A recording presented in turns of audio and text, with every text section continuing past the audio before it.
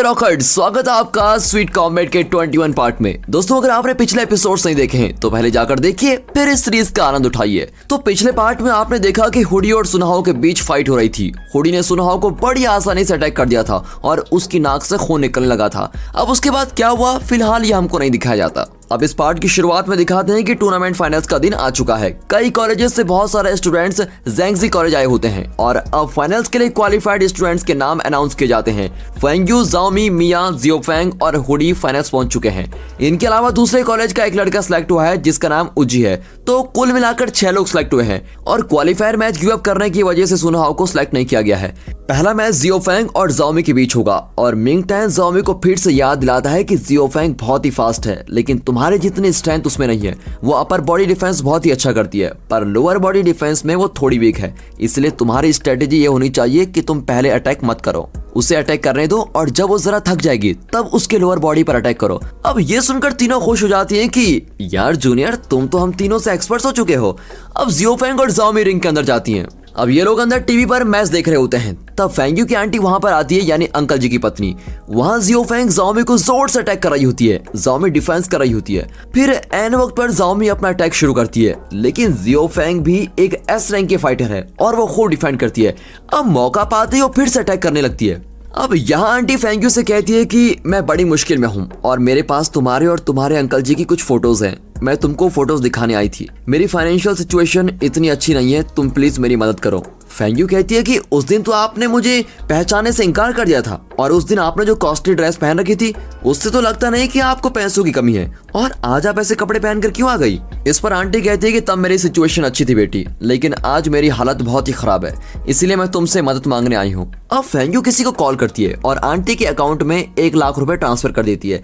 अब यहाँ मैच बहुत ही सीरियस हो रहा होता है। इनकी जबरदस्त फाइट के बीच जाओमी मिंग टैन की बताई हुई स्ट्रेटेजी को फॉलो करती है और जियोफेंग को उसी वक्त अटैक करती है जब उसने बिल्कुल भी एक्सपेक्ट नहीं किया था। फिर वो जियोफेंग को लॉक करके नीचे गिरा देती है और इस मैच की विनर है जाओमी। ज़ैंगजी कॉलेज के स्टूडेंट्स उसको खूब चीयर करते हैं और उसके फ्रेंड्स बहुत ही खुश होते हैं कि यस, वो जीत गई। यहाँ जियोफेंग को हॉस्पिटल लेके आते हैं और सुनहाओ उसकी देखभाल करने लगता है। जियोफेंग कहती है कि अब मैं फेंग्यू के साथ फाइनल्स कभी नहीं लड़ पाऊंगी। सुनहाओ उसको दिलासा देता है कि तुमने बेस्ट फाइट की, लेकिन कोई बात नहीं, तुम हार गई तो अब तुम जाओमी की वीक पॉइंट जान गई हो, इसीलिए अगली बार तुम प्रैक्टिस में ज्यादा ध्यान देना। और अब अगला मैच होगा मिया और हुडी के बीच में। सुनहाओ मोबाइल पर मैच देख रहा होता है, तब उसे कल रात की बात याद आती है। दरअसल कल रात सुनहाओ के अटैक्स को हुडी ने खूब डिफेंड किया होता है और उसने कोई नई टेक्निक यूज करके सुनहाओ को मार गिराया था और इस बारे में वो मिया को अलर्ट करने तुरंत स्टेडियम पहुंच जाता है, लेकिन तब तक देर हो जाती है और दोनों बॉक्सर्स रिंग के अंदर आ चुके होते हैं। मिया हुडी से पूछती है कि बिना हेलमेट की मेरे साथ कोई बॉक्सिंग नहीं करता, तुम्हें अपना सर बचाना है तो हेलमेट पहन लो। ओह, तो तुम इतनी स्ट्रॉन्ग फाइटर हो, कोई बात नहीं, तुम्हारा रिकॉर्ड तो मैं ही तोड़ देता हूँ। अब ये कहकर दोनों फाइट करने लगते हैं। अब मिया उसको अटैक करना शुरू करती है। हुडी कुछ अजीब सी टेक्निक यूज करके डिफेंड करता रहता है। अब मिया कहती है कि तुम किसी छोटे कॉलेज से सिलेक्ट होकर यहाँ तक आ तो गए, लेकिन मुझे हराने के सपने मत देखना बेटा। ये कहकर वो फिर से अटैक करती है, लेकिन हुडी सिर्फ डिफेंड कर रहा होता है। यहाँ आंटी फेंग्यू को थैंक यू कहती है। वे कहती है कि तुम्हारे अंकल जी को ऐसी मौत नहीं आनी चाहिए थी। इस पर फेंग्यू पूछती है कि आप कहना क्या चाहती हैं? अंकल जी बॉक्सिंग रिंग में तो मरे थे ना? हाँ बेटी, लेकिन उनकी मौत के पीछे एक राज है। पता नहीं मुझको ये सब कुछ बताना चाहिए या फिर नहीं। आंटी, आपको सब कुछ सच सच बताना पड़ेगा। अंकल जी मेरे लिए सब कुछ थे, इसलिए प्लीज कुछ भी मत छुपाइए। अब आंटी अपनी बात बताती है, लेकिन फिलहाल हमें नहीं बताया जाता कि वो क्या कह रही है। फिर रिंग के अंदर दिखाते हैं तो हुडी फिर से अटैक करने लगता है। मिया डिफेंड करती रहती है, लेकिन उसकी स्ट्रॉन्ग पंचेस के आगे मिया की एक नहीं चलती और उसके एक्शन को देखकर जाओमी के पापा कहते हैं कि ये माजिया जो नाम की टेक्निक यूज कर रहा है। अब हुडी मिया को लगातार अटैक करता है और फिर एक पंच करके फर्स्ट राउंड में नीचे गिरा देता है। अब ये लोग हैरान हो जाते हैं कि ये टेक्निक इसने कहां से सीखी होगी। तब सुनहाओ कहता है कि ये टेक्निक ज्यादातर सीक्रेट एजेंट्स यूज करते हैं और टूर्नामेंट में इस तरह की टेक्निक्स यूज करना मना होता है, इससे किसी की भी जान जा सकती। इसलिए कुछ स्मार्ट फाइटर्स इस टेक्निक को थोड़ा चेंज करके फाइट करते हैं और डिस्क्वालीफाई होने से बच जाते हैं। अब यहाँ रेफरीज डिस्कस करके डिसाइड करती है कि हुडी डिस्क्वालीफाई नहीं होगा और दोनों बॉक्सर्स अगले राउंड के लिए तैयार होते हैं। मिया का बहुत ही बुरा हाल होता है और वो उठ भी नहीं पाती। शायद उसने हुडी को अंडर एस्टिमेट कर दिया है। फिर भी वो उठकर फाइट करने लगती है, लेकिन इस राउंड में हुडी उसको ऐसा अटैक करता है कि मिया हवा में उड़कर धड़ करके नीचे गिरती है और इस तरह वो नॉकआउट हो जाती है। और स्टूडेंट्स को तो विश्वास ही नहीं होता कि मिया हार गई है, लेकिन मैच के रूल्स के अनुसार हुडी को विनर अनाउंस कर दिया जाता है। अब बयूनो को बहुत ही गुस्सा आता है और वो हुडी को अटैक करने जाता है, लेकिन सभी उसको रोक लेते हैं। फिर वो मिया को हॉस्पिटल लेके जाता है। अब यहाँ आंटी न जाने क्या कहकर फेंग यू के कान भर रही है और आखिर में कहती है कि मैच से पहले तुम्हारा मूड खराब करने के लिए मुझको माफ कर दो बेटी, लेकिन तुम्हारे अंकल जी के साथ यही हुआ था। मैच के लिए ऑल द बेस्ट, ये कहकर आंटी चली जाती है। अब फेंग यू एकदम उदास होकर बैठी हुई है। बाद में पता चलेगा कि आंटी ने क्या कहा और सच कहा या झूठ कहा, पता नहीं।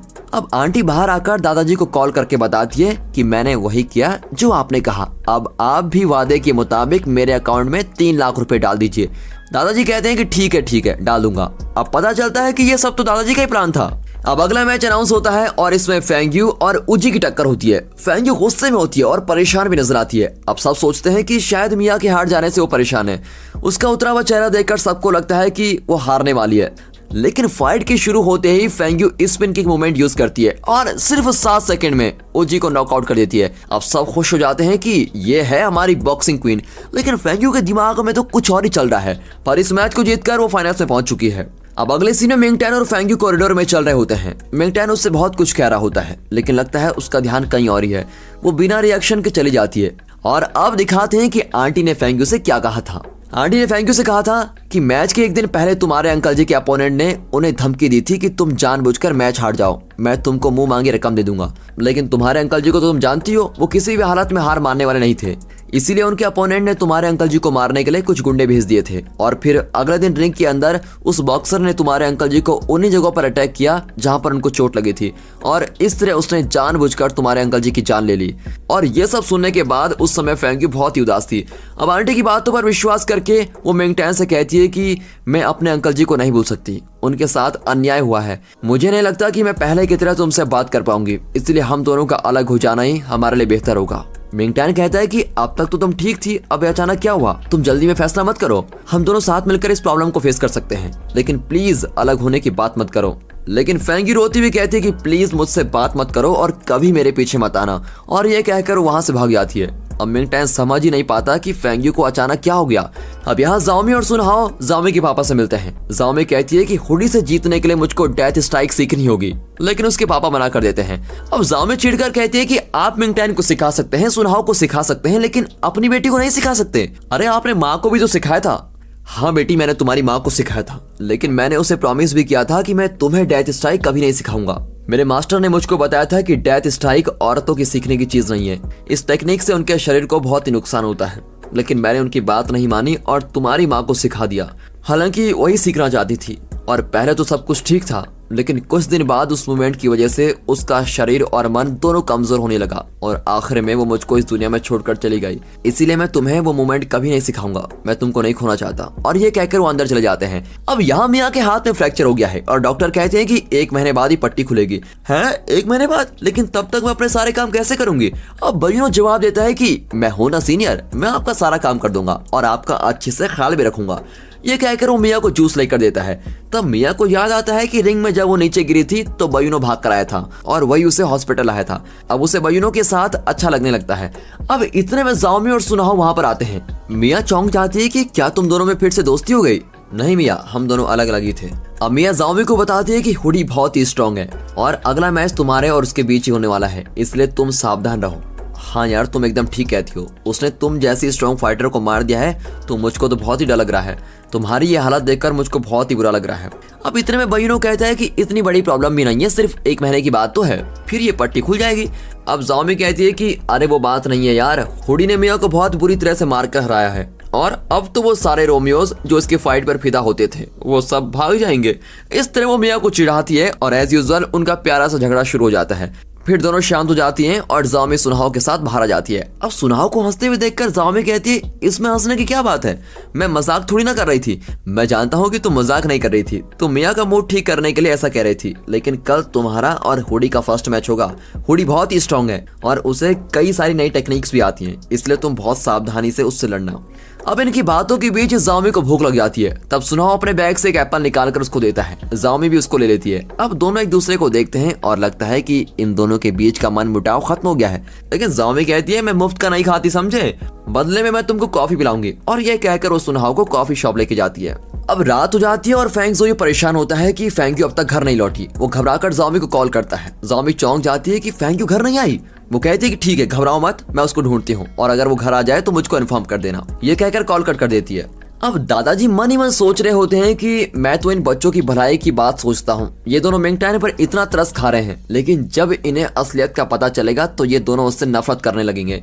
अब ज़ॉम्बी मिंगटैन के घर जाती है और फेंग्यू के बारे में पूछती है, पर मिंगटैन बताता है कि वो फिर मुझसे नाराज होकर चली गई। अब ज़ॉम्बी कहती है कि लगता है तुमसे नाराज होना उसकी हॉबी बन गई है। मैच के पहले तो वो ठीक थी, जरूर बीच में कुछ हुआ होगा। वो यहाँ भी नहीं है और घर भी नहीं है, तो वो आखिरकार गई कहाँ? कल उसका फाइनल मैच भी है और फिर यहाँ पर इन दोनों की कुछ भी समझ नहीं आता। अब अगली सुबह मैच की अनाउंसमेंट की जाती है। सबसे पहले ज़ॉम्बी और हुडी के बीच टक्कर होगी, लेकिन ज़ॉम्बी यहाँ परेशान होती है क्योंकि अगला मैच फेंग्यू का होगा और वो गायब है। लेकिन सब ज़ॉम्बी को समझाते हैं कि उसको हम ढूंढ लेंगे, तुम फिक्र मत करो, तुम अपने गेम पर ध्यान दो। यहाँ फेंग जोई फेंग्यू को ढूंढ रहा होता है और अचानक उसको एक जगह की याद आती है और वो तुरंत ड्राइवर को उस लोकेशन पर जाने को कहता है। अब रिंग के अंदर फाइट शुरू हो चुकी है। ज़ॉम्बी बहुत ही गुस्से में है और वो हुडी को किसी तरह मार मार कर हराना चाहती है और इस इरादे से वो हुडी पर खूब अटैक करने की कोशिश करती है, लेकिन हुडी कोई टेक्निक यूज करके ज़ॉम्बी को एकदम से उठा लेता है और उसको घुमा घुमा कर नीचे फेंक देता है। अब ज़ॉम्बी उठ नहीं पाती और हुडी को विनर अनाउंस कर दिया जाता है।